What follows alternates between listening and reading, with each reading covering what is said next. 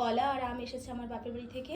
প্রচুর আমের বাগান আর কলার বাগান, মানে কলা গাছ আছে বাপের বাড়িতে, যেগুলো বিক্রি হয় এগুলো। তো এসেছে আমাদের বাড়িতে, এটা আমরা খাবো, আমার ননদরা খাবে, যেহেতু আমার ননদরা পাশে থাকে। এগুলো একটু পরশু দিনে পাকবে, গাছ মানে গাছ থেকে একেবারে পাড়া জিনিস।